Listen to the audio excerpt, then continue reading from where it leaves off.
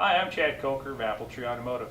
In this video, I'm going to give you some examples of VW clutch discs, let you see the differences between the years, makes, models, and the things that make them unique that would ultimately stop your project if you mistakenly get the incorrect stuff.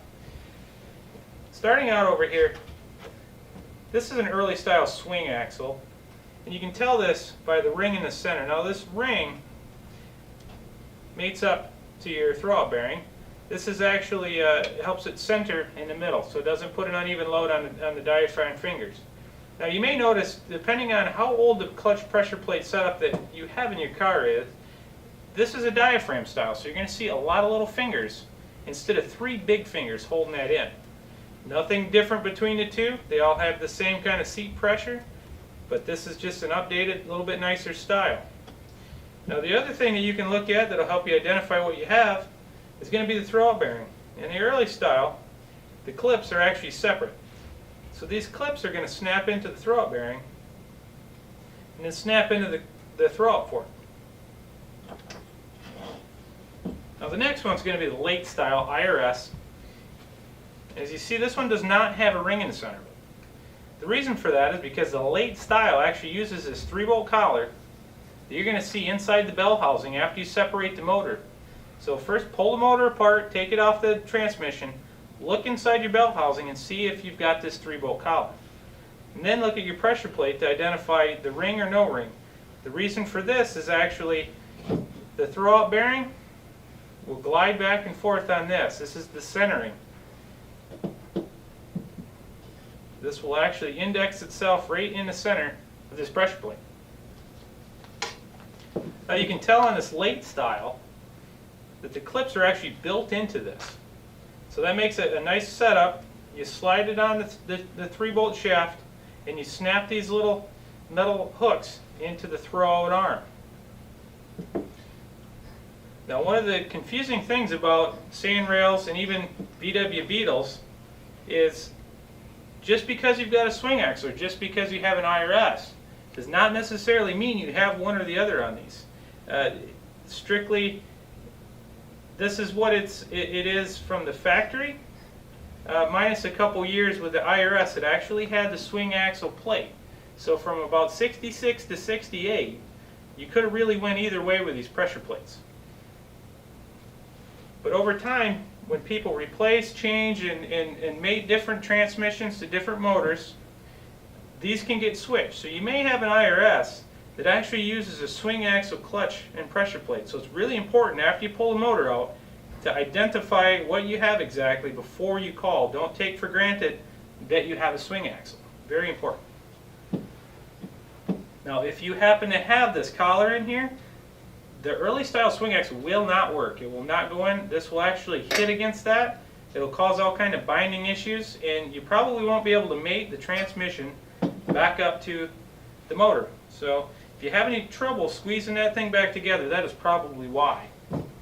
Now the last thing that we've got here is a high performance pressure plate. Now these come in different pressures, so you can get 1700, 2100, all the way up to 4000 seat pressure.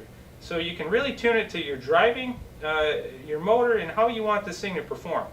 Now obviously the tighter that thing seats, the less slippage of the clutch you're going to have. So if you've got weak components anywhere else, this will actually cause them to break. So you're not going to want to overdo this, and it makes for a very aggressive takeoff and slow down.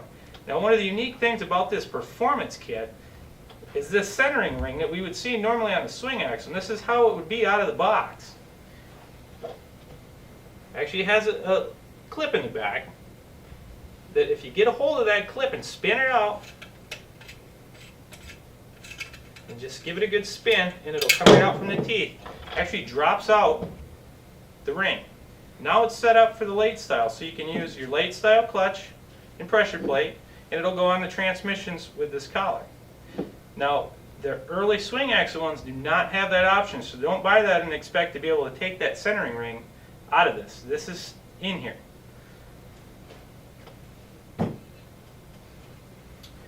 Now I'm going to move on to clutch discs real quick.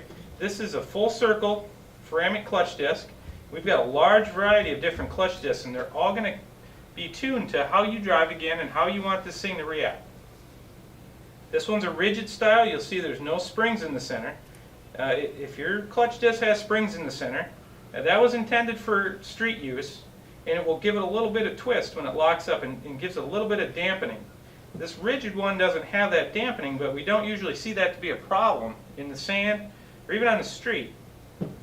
Now this particular one right here is a 200 millimeter.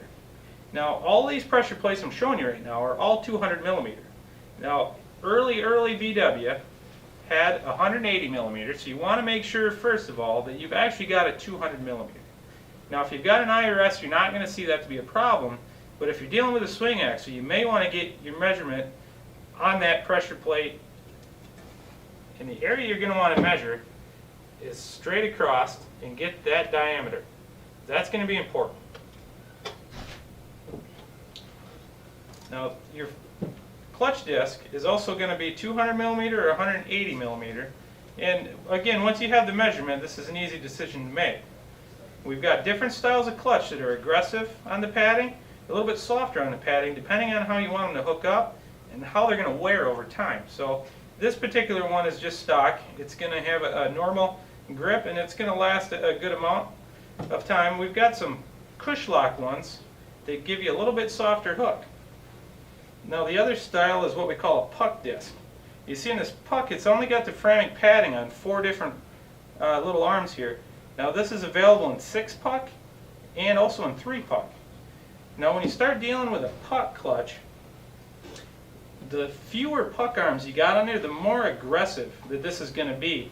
And I don't really recommend this for anybody unless you're drag racing or doing some type of racing activity that you're really not worrying about the clutch slipping, because these are really an on or off kind of clutch disc. So the normal one we're going to put in is going to be the full circle ceramic disc. Now if you need help with all these components, you're welcome to call. We can walk you through them, help you identify what you have. The other thing we've already done for you is we've created kits for these. So when you get a kit, it's matched components. It's going to be your pressure plate, your clutch disc. You're going to have the right Thrall Bearing and clips in them. Same thing for the performance one. You just have to tell us what pressure you want that to be. We'll make the kit whatever you want. Tell us your pressure, seat pressure you want to see on that, and we'll get you the kit.